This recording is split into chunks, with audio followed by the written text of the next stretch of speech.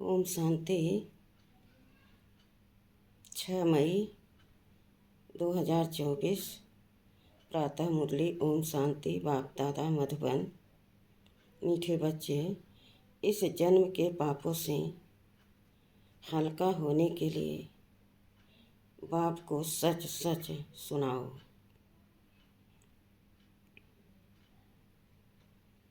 और पिछले जन्मों के विकर्मों को योग अग्नि से समाप्त करो।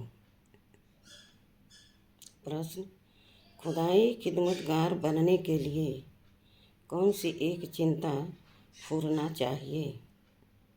उत्तर: हमें याद की यात्रा में रहकर पावन जरूर बनना है।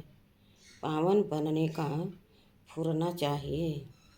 यही मुख्य सब्जेक्ट है।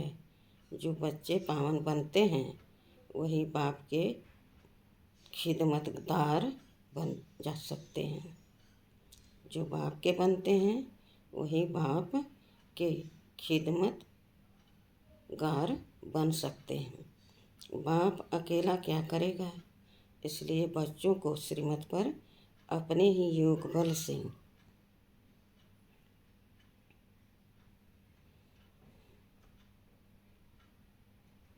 विश्व को पावन बनाकर पावन राजधानी बनानी है।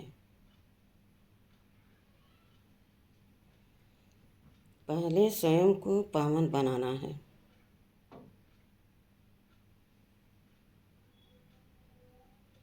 ओम शांति।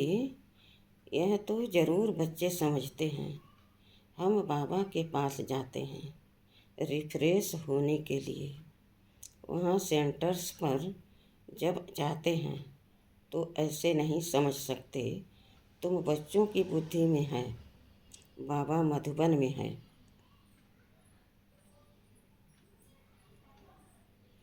बाप की मुरली चलती है। बाप की मुरली चलती ही है बच्चों के लिए।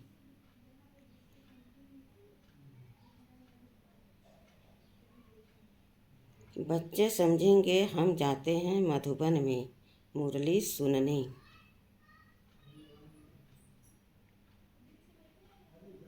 मुरली अक्षर श्री कृष्ण के लिए समझ लिया है।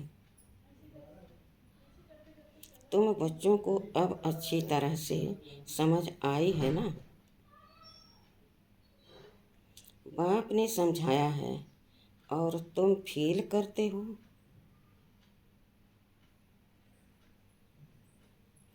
बरोबर हम बहुत बेसमझ बन पड़े थे। ऐसे कोई भी अपने को समझते नहीं हैं।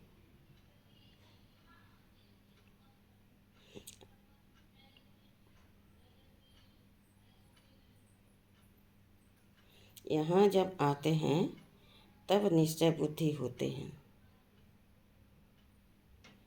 बरोबर हम बहुत बेसमझ बन गए थे। तुम सतयुग में कितने समझदार विश्व के मालिक थे। कोई मूर्ख थोड़े ही विश्व के मालिक बन सकते हैं।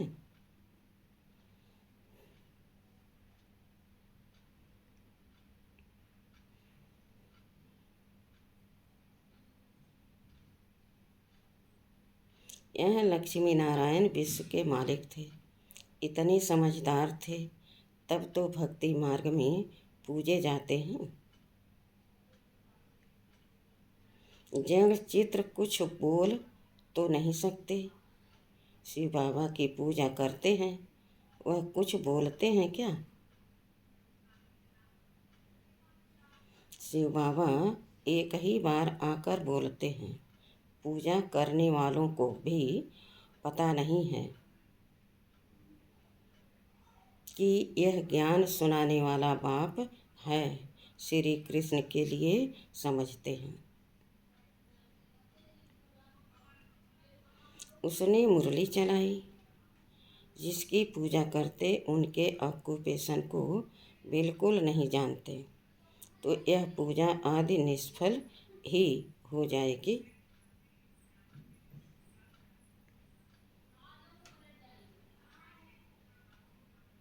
जब तक बाप आए तुम बच्चों में कईयों ने वेद शास्त्र आदि कुछ भी पढ़े नहीं हैं। अब तुम्हें एक सत्य बाप पढ़ा रहे हैं। तुम समझते हो बरोबर सच्चा पढ़ाने वाला एक ही बाप है। बाप को कहा ही जाता है सत्य। नर से नारायण बनने की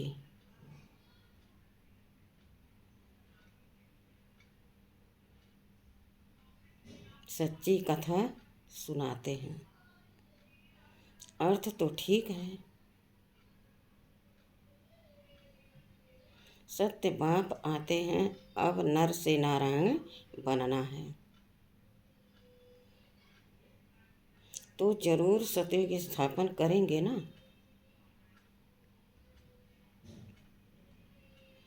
पुरानी दुनिया कलयुग थोड़े ही बनेगी। कथा सुनने समय यह कोई को बुद्धि में नहीं होता है कि हम नर से नारायण बनेंगे।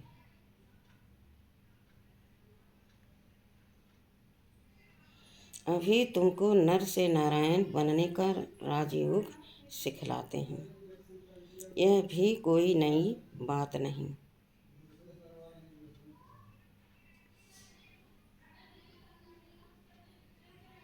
बाप कहते हैं मैं कल्प कल्प आकर समझाता हूँ।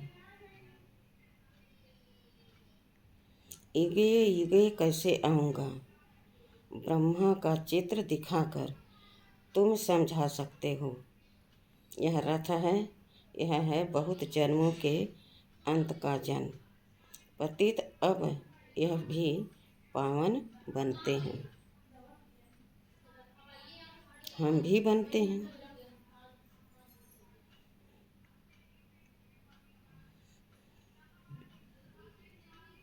सिवाय योग बल के कोई पावन बन नहीं सकता। विकर्म विनाश हो न सके। पानी में स्नान करने से कोई पावन नहीं बनते। यह है योग अग्नि।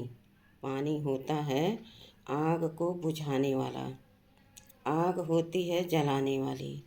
तो पानी कोई आग तो नहीं है जिससे विकर्म विनाश हो।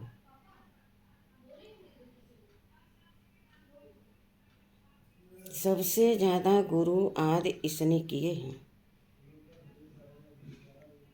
शास्त्र भी बहुत पढ़े। इस जन्म में जैसे पंडित था, लेकिन उससे फायदा तो कुछ भी नहीं हुआ।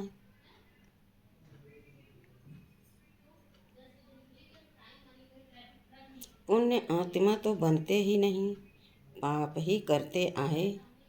बाप ने समझाया है जो अपने को बच्चे समझते हैं तो इस जन्म में जो पाप आदि किए हैं, जबकि सम्मुख बाप आया है तो पाप कर्म बता देने चाहिए तो हल्का हो जाएगा।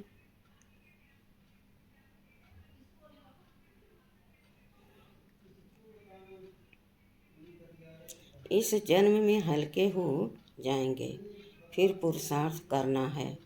जन्म जन्मांतर के पाप कर्म का बोझा जो सिर पर है उसे उतारना है। बाप योग की बात समझाते हैं। योग से ही विकर्म विनाश होंगे। यह बातें तुम अभी सुनते हो। सतयुग में यह बातें कोई सुना न सके। यह सारा ड्रामा बना हुआ है। सेकंड बाई सेकंड यह सारा ड्रामा फिरता रहता है।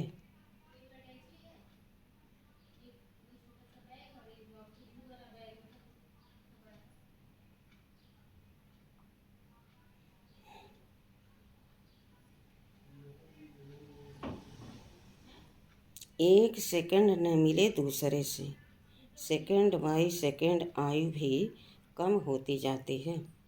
अभी तुम आयु को कम होने से ब्रेक देते हो और योग से आयु को बढ़ाते हो। अब तुम बच्चों को अपनी आयु को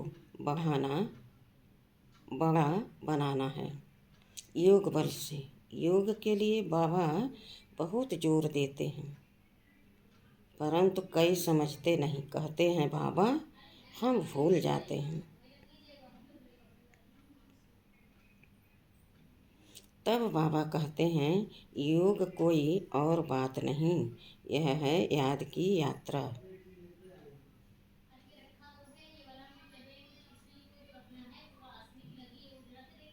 बाप को याद करते करते पाप करते जाएंगे, अंतमति सोगति हो जाएगी। इस पर एक मिसाल भी देते हैं। कोई ने किसको कहा तुम भैंस हो, तो बस वह समझने लगा मैं तो भैंस हूँ। बोला इस दरवाजे से निकलो, तो बोला मैं भैंस हूँ, कैसे निकलूँ? सचमुच जैसे भैंस बन गया। यह एक मिसाल बैठ बनाया है, बाकी कोई ऐसा है नहीं।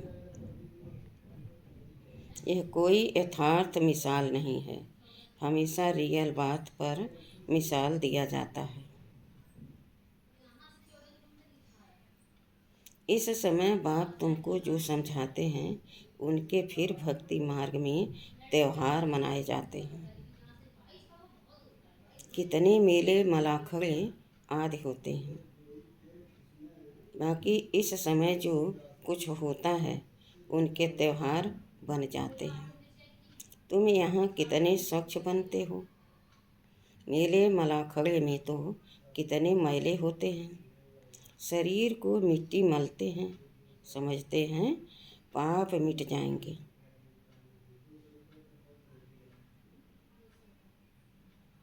बाबा का खुद यह सब किया हुआ है।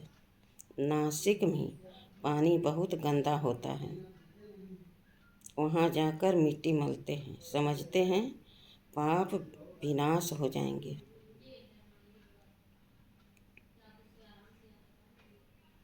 फिर उस मिट्टी को साफ करने के लिए पानी ले आते हैं। विलायत में कोई बड़े महाराजा आदि जाते थे तो गंगा जल का मटका साथ ले जाते थे, फिर स्टीमर में वही पानी पीते थे। आगे एरोप्लेन मोटर आदि थे नहीं। 150 वर्षों में क्या क्या बन गया है। सतयुग आदि में यह साइंस आदि काम में आते हैं। वहाँ तो महल आदि बनाने करने में देरी नहीं लगती। अभी तुम्हारी बुद्धि पारस बुद्धि बनती है तो सब काम सहज कर लेती है। जैसे यहाँ मिट्टी की ईंटें बनती हैं, वहाँ सोने की होती हैं। इस पर माया मच्छंदर का खेल भी दिखाते हैं। यह तो उन्होंने नाटक बैठ बनाए हैं दिखाने के लिए। बरोबर स्वर्ग में सोने की ईंटें हैं, उसको कहा ही जाता है गोल्डन एज।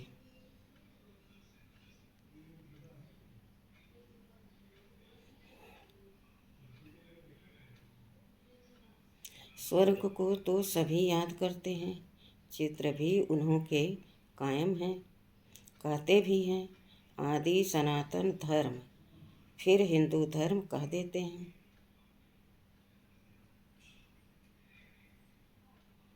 देवता के बदले हिंदू कह देते हैं क्योंकि भिखारी हैं, तो देवता कैसे कहें।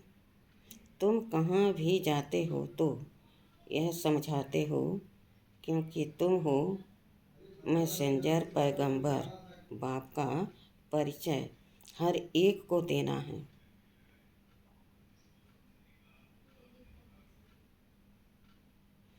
कोई झट समझेंगे कि बरोबर तुम ठीक कहते हो। दो बाप बरोबर हैं। कोई कह देंगे परमात्मा तो सर्वव्यापी है। तुम समझते हो एक से हद का वर्षा मिलता है, पारलौकिक बाप से बेहद का वर्षा मिलता है 21 जन्म के लिए।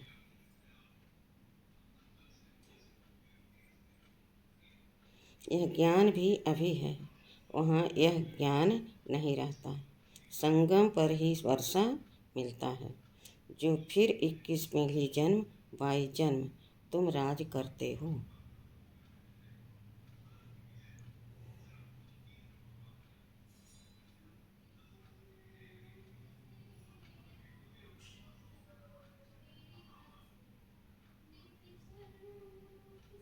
तुम सारे विश्व के मालिक बनते हो, यह तुमको अभी मालूम पड़ा है। जो पक्के निश्चय बुद्धि हैं उनको कोई संशय उठाने की बात ही नहीं। बेहद के बाप से बेहद का वर्षा मिलता है। शिव बाबा आएंगे तो जरूर कुछ वर्षा देते होंगे। इसलिए बाबा कहते हैं यह बैज बहुत अच्छा है, इसे सदा लगा कर रखना है, घर घर में मैसेज देना है, फिर कोई माने या न माने, विनाश आएगा तो समझेंगे।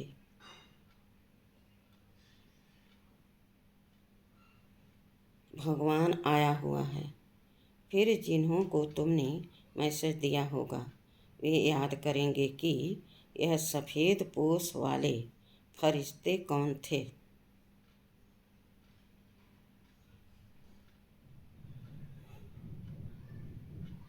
सूक्ष्म तन में भी तुम फरिश्ते देखते हो ना। तुम जानते हो मम्मा बाबा युग बल से ऐसा फरिश्ता बनते हैं, तो हम भी बनेंगे। यह सब बातें बाप इसमें प्रवेश कर तुमको समझाते हैं।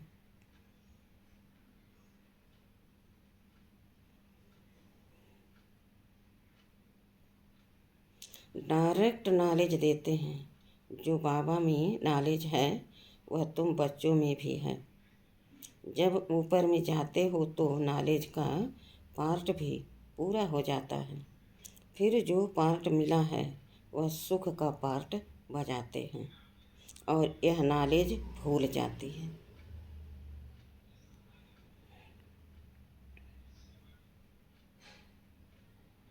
तो तुम बच्चे कहाँ भी जाते हो तो मैसेंजर की निशानी यह बैज साथ में जरूर चाहिए।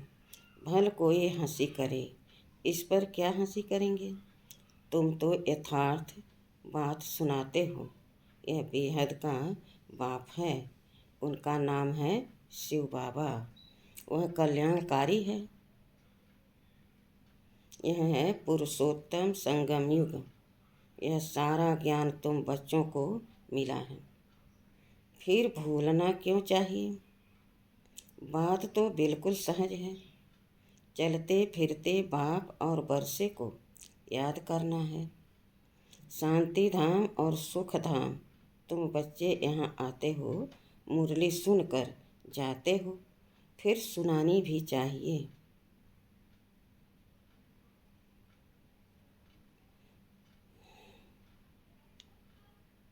ऐसे नहीं सिर्फ एक ही ब्राह्मणी मुरली चलाए। ब्राह्मणी को आप सामान बनाकर तैयार करना चाहिए,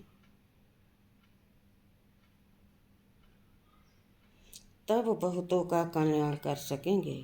अगर एक ब्राह्मणी कहाँ चली जाती है तो दूसरी क्यों नहीं सेंटर चला सकती।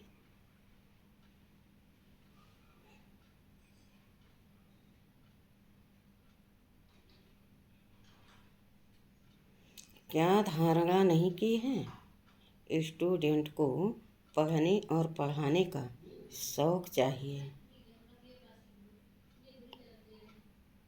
मुरली तो बहुत सहज है, कोई भी धारण कर क्लास करा सकते हैं। यहाँ तो बाप बैठे हैं। बाप बच्चों को कहते हैं कोई भी बात में संशय नहीं होना चाहिए। एक बाप ही है जो सब कुछ जानते हैं। एक ही एम ऑब्जेक्ट है, इसमें कोई प्रश्न आदि पूछने का भी नहीं रहता।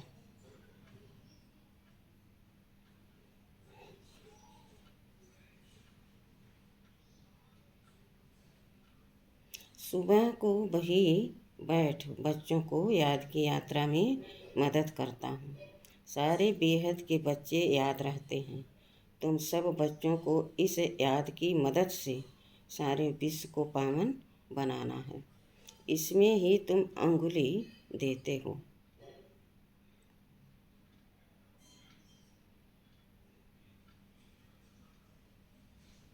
पवित्र तो सारी दुनिया को बनाना है ना। तो बाप सभी बच्चों पर नज़र रखते हैं ना। सब शांति धाम में चले जाएंगे। सबका अटेंशन खिंचवाते हैं। बाप तो बेहद में ही बैठेंगे। मैं आया हूँ सारी दुनिया को पावन बनाने। सारी दुनिया को करंट दे रहा हूँ तो पवित्र हो जाएं। जिनका पूरा योग बल होगा वह समझेंगे बाबा अभी बैठकर याद की यात्रा सिखला रहे हैं। इससे विश्व में शांति होती है।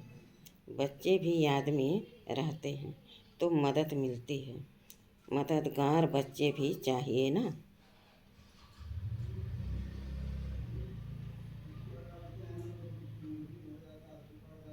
खुदाई खिदमतगार निश्चय बुद्धि ही याद करेंगे। तुम्हारी पहली सब्जेक्ट है ही पावन बनने की। ये गोया तुम बच्चे निमित्त बनते हो। बाप के साथ बाप को बुलाते ही हैं, हे पतित पावन आओ। अब वह अकेला क्या करेगा? खिदमतगार चाहिए ना। तुम जानते हो हम विश्व को पवित्र बनाकर फिर सारे विश्व पर राज करेंगे। बुद्धि में जब ऐसा निश्चय होगा तब नशा चढ़ेगा। तुम बच्चे जानते हो हम बाप की श्रीमत से अपने योग बल से अपने लिए राजधानी स्थापन कर रहे हैं। यह नशा चढ़ना चाहिए। यह है रूहानी बात। बच्चे समझते हैं हर कल्प बाबा इस रूहानी बल से हमको विश्व का मालिक बनाते हैं। यह भी समझते हो कि शिव बाबा आकर स्वर्ग की स्थापना करते हैं। अभी सिर पर इस याद की यात्रा का ही फुरना है। पुरुषार्थ करना है। धंधा आदि करते भी याद की यात्रा रहे। एवर हेल्दी बनाने के लिए बाप कमाई बड़ी जबरदस्त कराते हैं। इस समय सब कुछ भूलाना पाता है।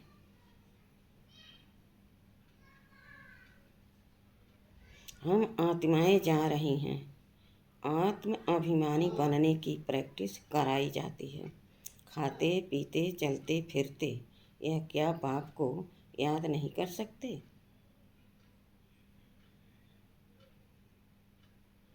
कपड़ा सिलाई करते बुद्धि युग बाप की याद में रहे। बहुत सहज है। यह तो समझते हो 84 का चक्र पूरा हुआ है। अभी बाप हम आत्माओं को राजयोग सिखलाने आए हैं। यह वर्ल्ड की हिस्ट्री ज्योग्राफी रिपीट होती रहती है।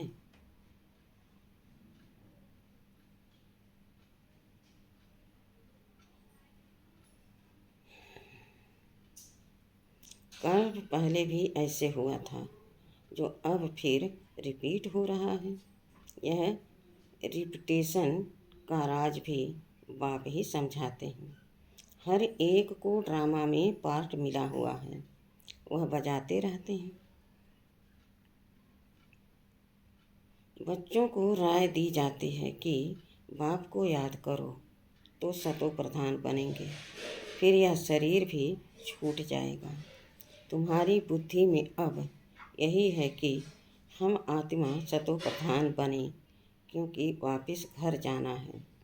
सतयुग में ऐसे नहीं कहेंगे, वहाँ तो कहेंगे एक पुराना शरीर छोड़ दूसरा लेना है।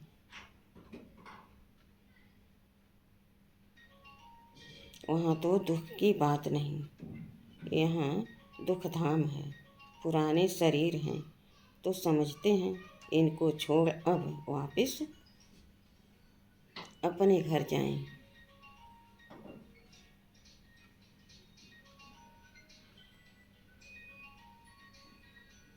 बाप को निरंतर याद करना है। वह निराकार बाप ही ज्ञान का सागर है। वही आकर सबकी सद्गति करते हैं।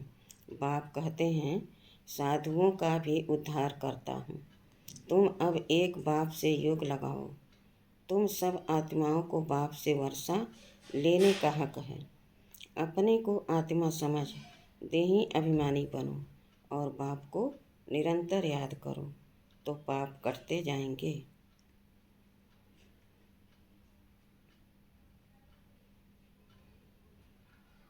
अच्छा, मीठे मीठे सिखिलदे बच्चों प्रति माता पिता बाप दादा का याद प्यार और गुड मॉर्निंग। रूहानी बाप की रूहानी बच्चों को नमस्ते। धारणा के लिए मुख्य सार। पहला, मुरली सुनकर फिर सुनानी है। पढ़ने के साथ साथ पढ़ाना भी है।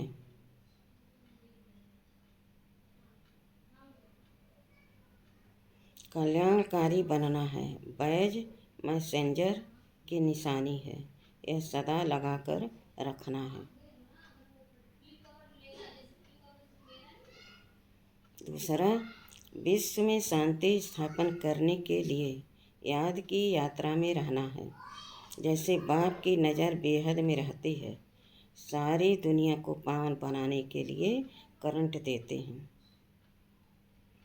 ऐसे फॉलो फादर कर मददगार बनना है। वरदान, कर्म और योग के बैलेंस द्वारा कर्मातीत स्थिति का अनुभव करने वाले कर्म बंधन मुक्त भव। कर्म के साथ साथ योग का बैलेंस हो तो हर कर्म में स्वतः सफलता प्राप्त होती है। कर्मयोगी आत्मा कर्मयोगी आत्मा कभी कर्म के बंधन में नहीं फंसती। कर्म के बंधन से मुक्त हो को ही कर्मातीत कहते हैं। कर्मातीत का अर्थ यह नहीं है कि कर्म से अतीत हो जाओ। कर्म से न्यारे नहीं, कर्म के बंधन में फंसने से न्यारे बनो। ऐसी कर्मयोगी आत्मा अपने कर्म से अनेकों का कर्म श्रेष्ठ बनाने वाली होगी। उसके लिए हर कार्य मनोरंजन लगेगा, मुश्किल का अनुभव नहीं होगा। स्लोगन, परमात्मा प्यार ही समय की घंटी है जो अमृत वेले उठा देती है। ओम शांति।